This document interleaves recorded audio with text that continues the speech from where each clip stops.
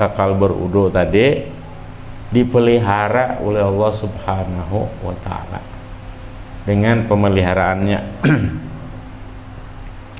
Berhubung bulan Maulid, maka kita membaca daripada sejarah Nabi, yaitu kamalu sabrihi sallallahu alaihi wasallam, sempurnanya sabar Nabi sallallahu alaihi wasallam. Bab sabar nih. Jadi Nabi sempurna pada bentuk fisik, sempurna pada akhlak. Akhlak sempurna pada kasih sayang, sempurna pada pemurah, sempurna pada janji atau komitmen, dan sempurna pada sabar.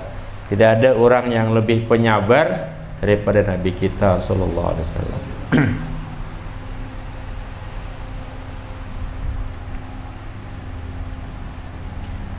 Allah Ta'ala berfirman, a'udzubillahi minasyaitonirrajim, fasbir kama sabara ulul azmi minar rusuli wa la tasta'jil alaihim wa la tasta'jil lahum. Bersabarlah engkau sebagaimana bersabar orang-orang yang kuat daripada Rasul, dan jangan engkau menuntut segera bagi umatmu. Jadi sabarlah. Kalau kada sabar, lakas hancur.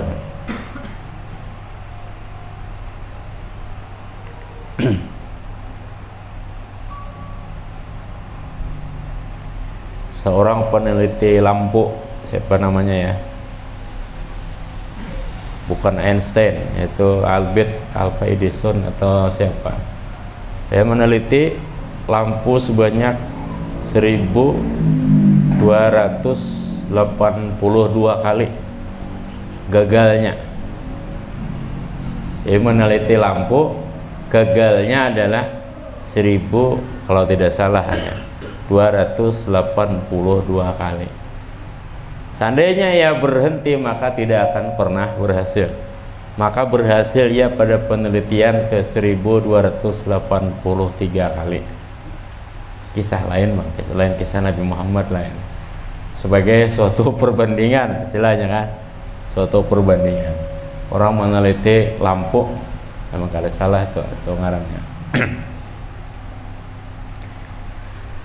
Sabar di dalam penelitian, sabar pada hal yang tidak dipublikasikan, kada diliput oleh orang, kada diberitakan oleh orang.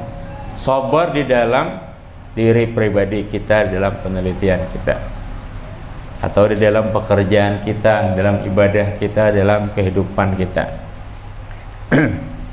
Makanya itu orang berkeluarga itu sembahyangnya pahalanya 70 kali lipat daripada orang bujangan, karena orang berkeluarga ini sabarnya 70 kali lipat ya. Lamun kada kayak itu, kada kau berkeluarga, kayak itulah keutamaan berkeluarga.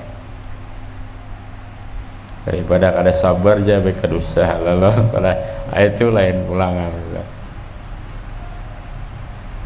Maka adalah sabarnya Nabi di atas dari sabarnya orang-orang yang sabar.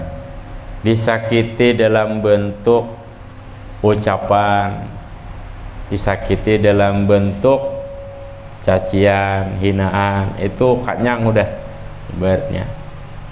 Kalau kita orang biasa dicaci, dihina di hadapan atau di belakang itu biasa saja, karena kita tidak memiliki apa-apa, tidak memiliki kehormatan apa-apa. Tapi orang yang memiliki kehormatan, kemuliaan, dihina, dicaci itu tuh besar istilahnya, efeknya bagi psikologinya, bagi dirinya.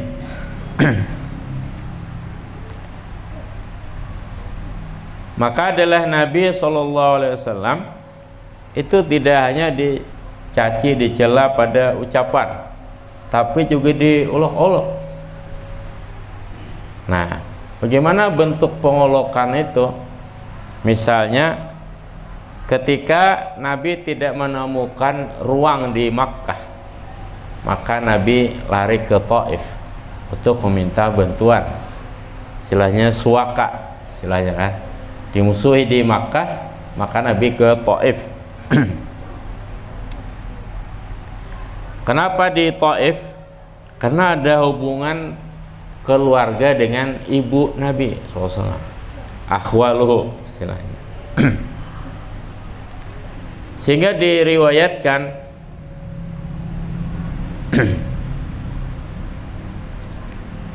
dalam Bukhari Muslim dari Siti Aisyah radhiyallahu anha. Siti Aisyah bertanya, wahai Rasulullah, adakah hari yang paling menyakitkan, menyedihkan bagi engkau selain perang Uhud? Maka Nabi menjawab, ada. Itu ketika aku menemui dari kaummu apa yang aku temui, dan yang paling bersangatan itu disebut dengan hari Aqabah.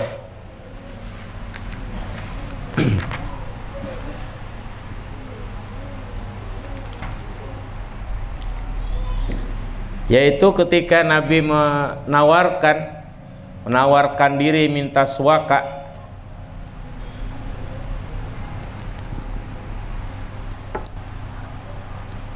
kepada Ibnu Abdi Yalil, namanya bin Abdi Kulal. Maka tidak mendapatkan akan suaka itu Nabi sudah terjepit di kota Makkah.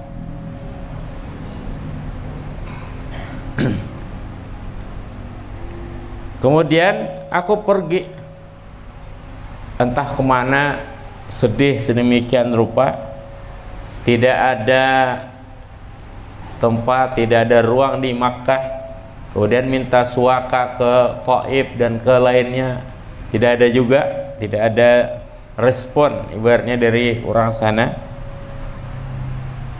Maka tiba-tiba Nabi berada di suatu tempat namanya Qarnus Sa'alib. Aku lihat kepalaku tiba-tiba ada awan menaungi. Aku lihat ternyata ada Sayyidina Jibril. Ini dalam Bukhari Muslim. Sayyidina Jibril menyeruku, ia berkata, sesungguhnya Allah Ta'ala mendengar akan perkataan kaummu kepadamu dan bagaimana mereka menolakmu.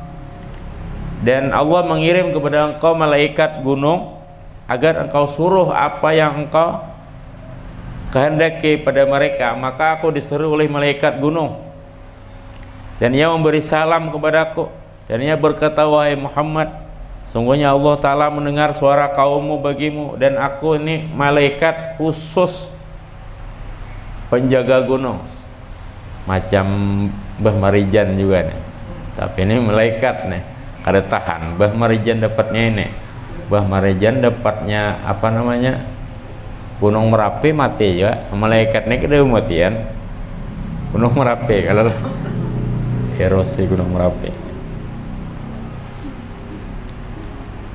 Dan aku malaikat gunung telah Allah kirim aku kepadamu agar engkau suruh aku dengan perintahmu apa yang engkau kehendaki. Jika engkau hendak, aku balik kepada mereka dua gunung besar, yaitu Jabal Abu Qubais dan Qaqiqi'an. Itu nama gunung penggenanya di kota Makkah itu. Abu Qubais para Makkah, ada lagi Qaqiqi'an ngarannya. Maka Nabi menjawab, tidak, aku berharap ada lahir dari sulbi mereka orang yang menyembah Allah dan tidak menyekutukan dengannya sesuatu. Apa yang disyahid di sini? Jadi kan Siti Aisyah bertanya, apa yang paling menyedihkan, menyakitkan bagimu selain dari perang Uhud? Ternyata itu tawaran malaikat tadi.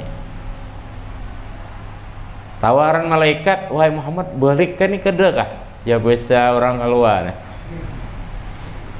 Itu menyakitkan bagi Nabi kita. Jadi Nabi kita tahu bahwa dakwah itu berproses, dengan prosesnya, dengan serumit-rumitnya, dengan tahapan-tahapannya. Ketika ditawari bahwa hendak dibalik atau kada, Nabi itu nyesak, ibaratnya nyesak, tidak sanggup istilahnya melihat seandainya itu terjadi dua gunung besar di balik macam membalik wadah, balik lempeng ibaratnya, balik kue. Nah, maka bukan yang menyakitkan Nabi itu entah apa istilahnya, tidak, tapi yang lebih menyakitkan Nabi dari perang Uhud, di mana di perang Uhud banyak terbunuh dari orang-orang Nabi, di antaranya Sayyidina Hamzah.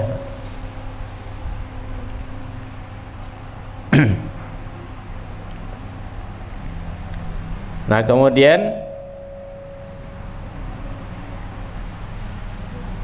artinya apa?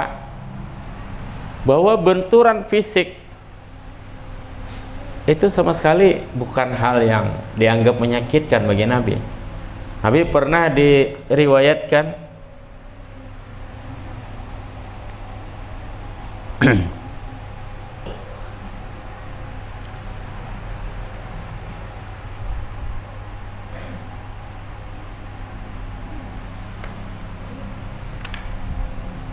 bahwa ketika Nabi sujud, diandaki perut lilit unta di belakang Nabi, perut lilit unta, riget istilahnya kan, ditertawakan. Kemudian ketika mereka berjauh, setelah puas menertawakan Nabi kita, datanglah Siti Fatimah, apa ngarannya, mengambil itu semua kotoran unta. Pernah juga Nabi ditarik-tarik di antara orang-orang kafir Quraisy, itu sebenarnya riwayat Imam Tabrani.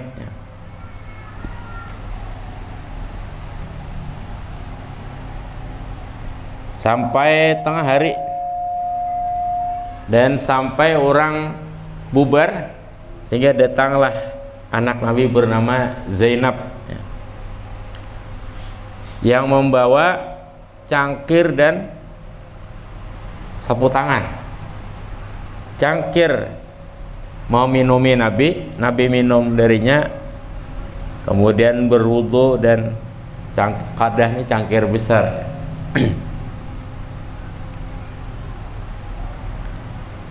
Jadi ada qadah, ada ka'sun. Yang dipakai Nabi itu qadah, itu ganal cangkirnya, dan biasanya dari kayu atau dari batu. Jadi minum kawa di situ, berwudu kawa. Kemudian Nabi mengangkat kepala, maka Nabi bersabda, janganlah khawatir atas ayahmu. Dan banyak lagi kejadian-kejadian yang lain, seperti Nabi pulang dari Taif itu minta suaka, malah diuluk-uluk, kemudian dilempari oleh anak-anak dan oleh perempuan, dan lain sebagainya, sehingga berdarah dua kaki Nabi pulang dari Taif itu.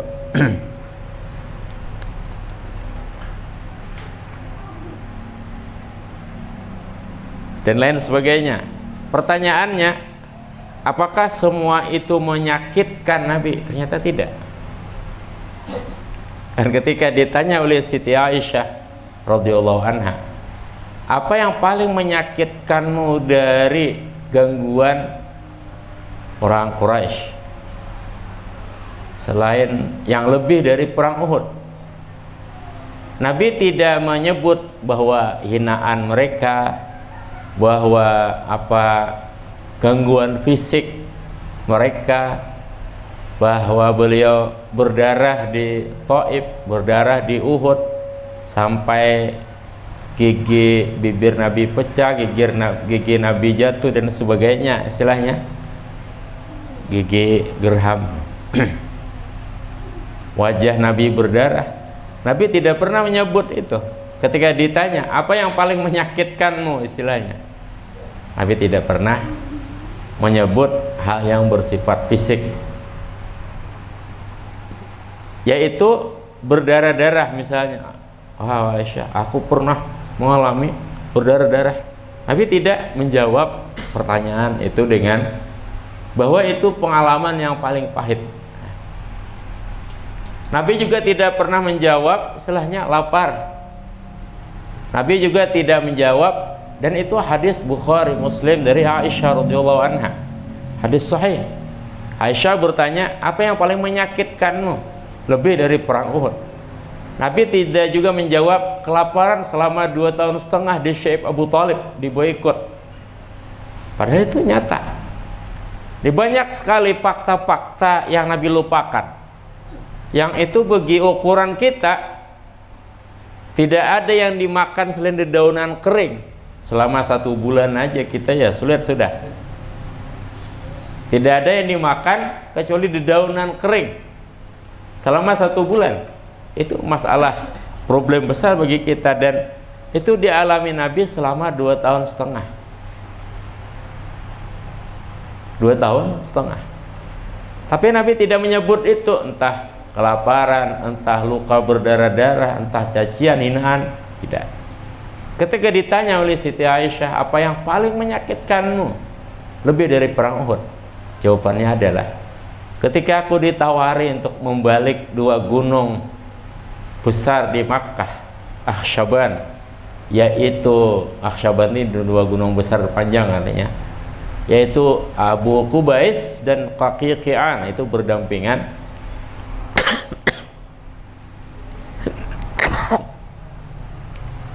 Itulah yang paling menyakitkan. Nah, padahal bagi kita itu suatu prestasi besar barangkali. Biar aja sudah, balik aja sudah, situ istilahnya, lawan mampus-mampusnya lah ibaratnya kan. Nah itulah, ini suatu jiwa yang sangat berbeda dengan kita tentunya. Kalau kita ya sudah, alhamdulillah, kiamat loh istilahnya kan. Nah, tapi Nabi tidak. Nabi tawaran itu menyakitkan bagi beliau. Tawaran dari malaikat seperti Mbah Marijan, penjaga gunung, ditawarin oleh penjaga gunung. Tawaran itulah yang paling menyakitkan dada Nabi sallallahu alaihi wasallam.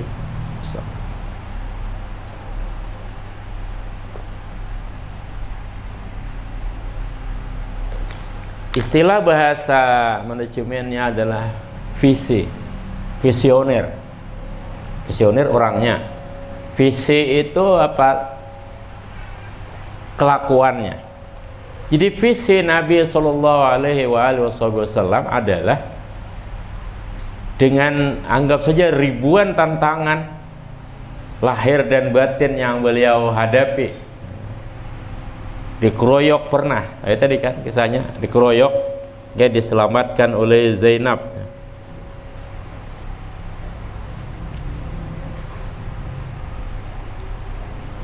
Dikeroyok pernah, kemudian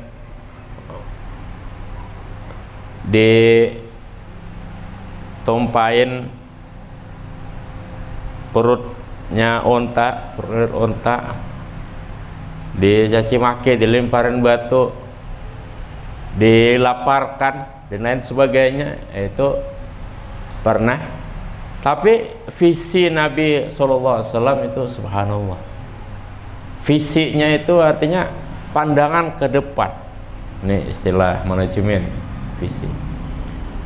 Orang yang memiliki visi disebut visioner. Visioner. Kalau tidak paham, tanyakan Pak Gagah, karena beliau gagah. Visioner artinya ada harapan di masa yang akan datangnya, bahwa hari tak selamanya mendung, bahwa gelap malam akan berganti menyingsing oleh fajar, oleh matahari siang. Maka harapan istilahnya, visi ke depannya itu apa yang disabdakan oleh beliau,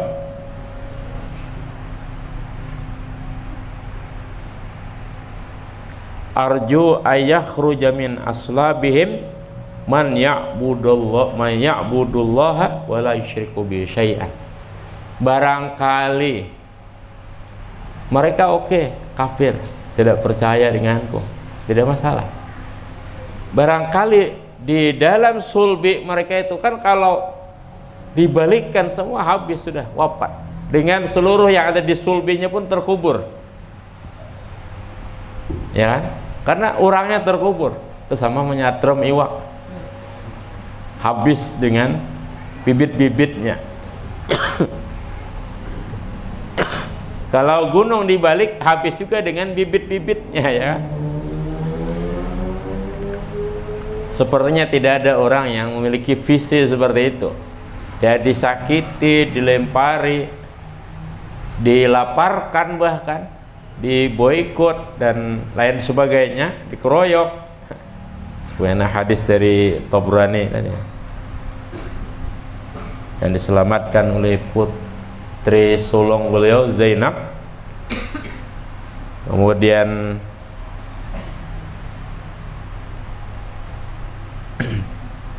ada juga ditindihin dengan perut unta yang diselamatkan oleh putri bungsu beliau Siti Fatimah dan sebagainya.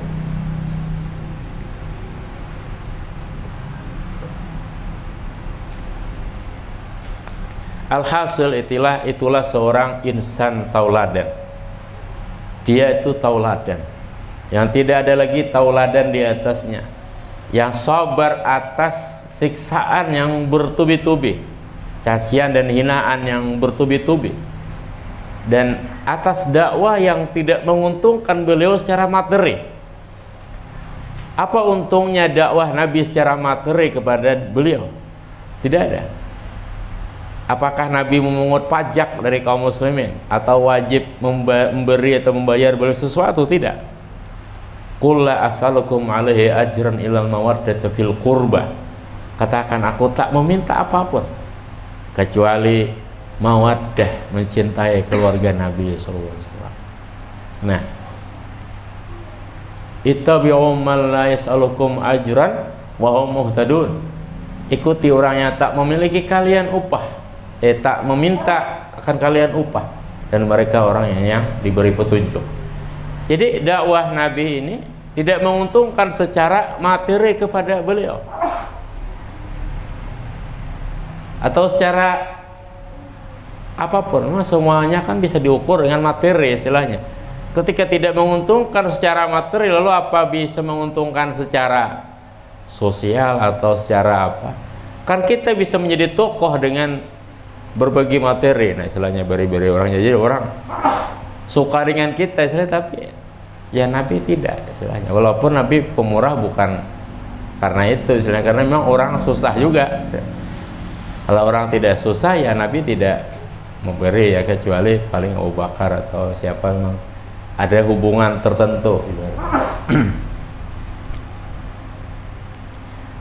Alhasil jadi itulah insan tauladan yang tidak pendendam, yang tidak mudah marah, yang apalagi dan habis kata-kata kita untuk mensifatkan beliau itu, sehingga beliau atas semua itu sama sekali tidak reaktif.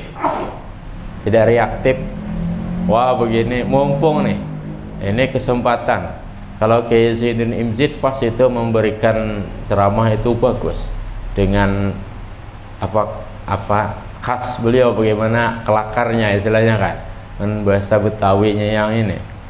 Wah ini mumpung ini istilahnya, apalah kita kurang kita bukan penceramah. Nah kita hanya menggambarkan bagaimana mulianya Rasulullah SAW. Maka kita bersyukur memiliki seorang Nabi dengan jiwa besar seperti itu, yang tidak mengambil kesempatan di dalam ada kesempatan untuk membinasakan, ibaratnya kan, untuk membalas dendam beliau, ada lain sebagainya. Seorang insan suri tauladan, siapa tahu ada di dalam sulbi mereka nanti terlahir orang-orang yang menyembah Allah. Maka terbukti ada Abu Jahal mati di perang Badar. Ada anaknya Ikrimah berislam. Ada Umayyah bin Khalaf, Umayyah bin apa ya, ada anaknya Abu Sufyan berislam dan seterusnya. Maka ya anak-anak itu dididik, anak-anak kecil itu dididik dari usia dini dan seterusnya agar terbiasa dengan Islam. Ikrimah ada dua, ada Ikrimah anak Abu Jahal, itu sahabat Nabi. Ada Ikrimah maula Ibni Abbas. Nah ini lain lagi, itu perawi hadis dari Ibnu Abbas, namanya Ikrimah juga. Itu tidak sahabat Nabi. Jadi Ikrimah, ada Ikrimah bin Abu Jahal, ada Ikrimah maula Ibni Abbas. Dan bukan hal mudah dalam dakwah itu. Yang pertama adalah mendakwahi keluarga. Sedangkan keluarga tahu semua kita tak memiliki apa-apa. Nabi kita ini tidak memiliki apa-apa, ya. Maksudnya harta, wibawa di dalam keluarga juga. Beliau anak yatim. Jadi bukan hal mudah menjalankan dakwah dengan perintah Allah Ta'ala. Pertama, wa anzir ashiratakal aqrabin, beri peringatan keluarga terdekatmu. Jadi berdakwah itu susah. Bisa kita bayangkan, kita bisa berdakwah ke luar yang tidak keluarga kita, ya orang nggak tahu juga ibaratnya kan kita siapa, dari mana. Tapi Nabi berdakwah pertama, wa anzir ashiratakal aqrabin, beri peringatan keluargamu terdekat. Nah, jadi musuh-musuh Nabi ya keluarga Nabi juga, sebagiannya Abu Jahal. Abu Jahal kan Amr bin Hisham bin Asad bin siapa lagi lah.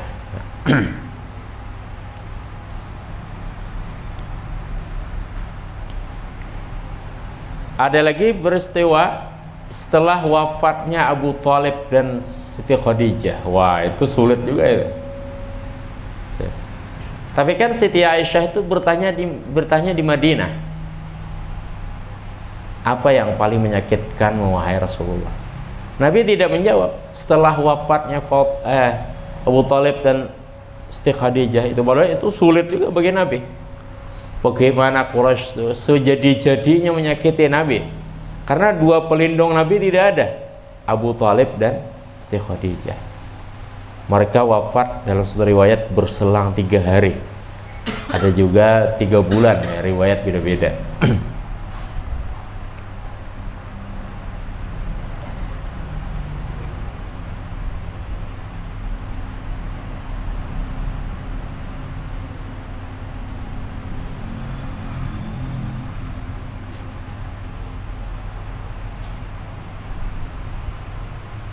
Maka ketika wafatnya Abu Thalib itu, Masya Allah, mereka mengolok Nabi dan berbaris di jalan Nabi. Di tangan mereka ada batu.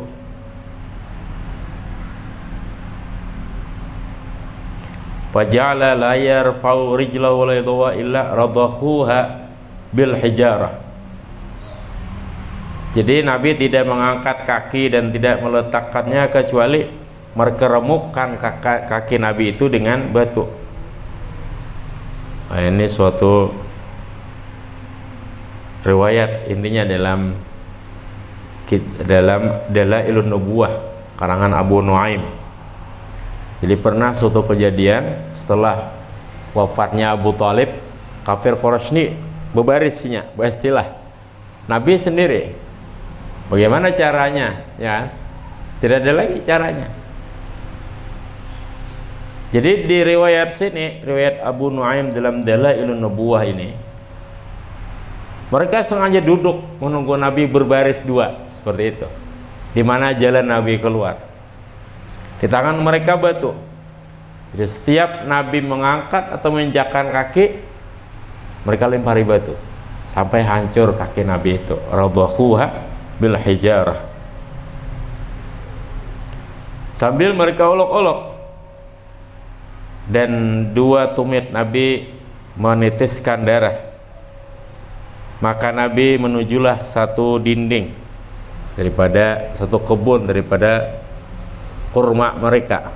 Maka Nabi duduk di akarnya, kesakitan, duka cita dan kesakitan, sementara dua kaki, dua tumit Nabi menitiskan darah.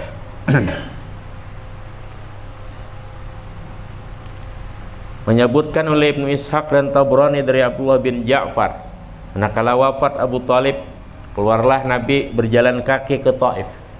Nabi berjalan kaki ke Taif. Taif sekitar 40 kilo berjalan kaki. Kita pernah jalan kaki yang 40 kilo kan? Maka Taif sekitar 40 kilo. Wallahu alam sebenarnya berapa, jadi sekitar aja ya. Kada pernah mau ulun, kada pernah ke Taif. Cuman kita lihat pada beberapa tulisan sekitar 40 kilo atau 38. Nabi keluar ke Taif berjalan kaki. Untuk apa? Bukan untuk mancing, tapi untuk berdakwah. Hasilnya apa? Tak ada seorang pun yang mau memperkenankan Nabi. Maka Nabi mendatangi naungan suatu pohon anggur, ainab. Sembahyang Nabi 2 rakaat.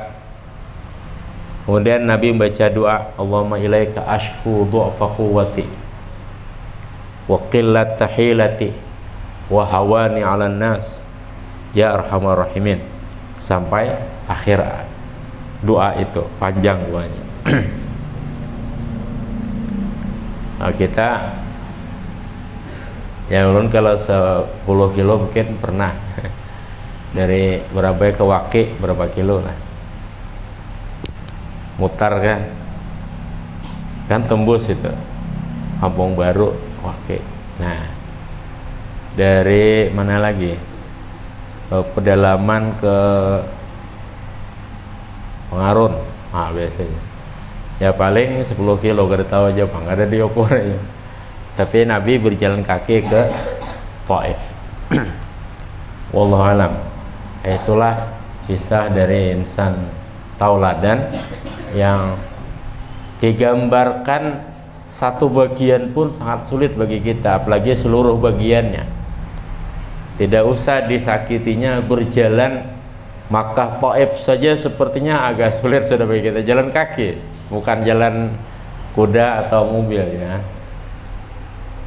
Gak tahu, orang-orang kan sekarang pada ke Taif dan Badar.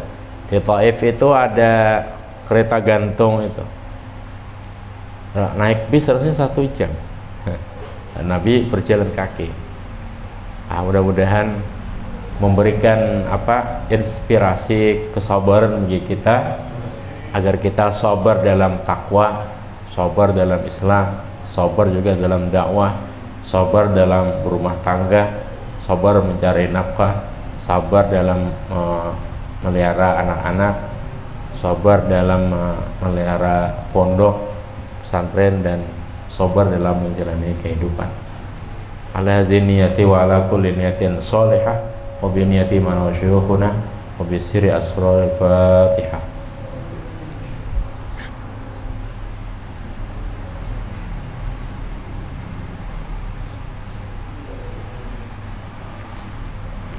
Alhamdulillahirabbil alamin. Allahumma shalli wa sallim wa barik ala sayyidina Muhammad wa alihi wa sahbihi ajmain wa ghfir lana dzunubana wa liwalidina warhamhum ma rabbuna shighara. Allahumma farij an quburihim, Allahumma jafil arda an jambaihim, Allahumma tayyib sarahum wa atir maswahum wa amla quburahum nuran wa afwan wa amanan wa syafaatan wa karamatan wa maghfiratan wa rahmatan wa ridwana. Rabbana atina fid dunya hasanah fil akhirati hasanah wa qina azabannar. Sallallahu ala nabi mukhtar wa alihi wa sahbihi akhyar wasallam. Subhana rabbika rabbil izzati amma yasifun, salamun alal mursalin, alhamdulillahi rabbil alamin. Taqabbalallahu minkum.